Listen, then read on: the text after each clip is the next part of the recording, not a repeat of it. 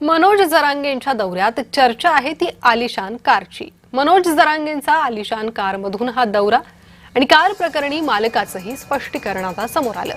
ती defender car Subhash Bhosale यांची आहे। सुभाष भोसले सांगोल्याच्या महूद गावचे आहेत। आलिशान डिफेंडरवरून सोशल मीडियात चांगलीच चर्चा सुरू झाली होती, त्यावर या गाडीच्या मालकानं स्पष्टीकरण दिलंय।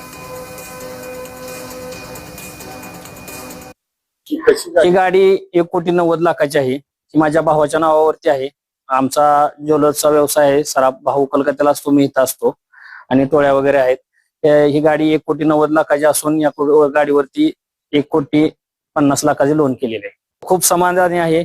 मतदाना आपण देवाला गाडी नेतो नवीन गाडी घेतल्यानंतर, हे मराठा समाजासाठी दैवतच आहे। त्या देवानेच गाडीत बसावी अशी माझी इच्छा होती आणि ती पूर्ण झाली। ही मराठा समाजाचा सेवक म्हणून मला खूप आनंद झालेला आहे।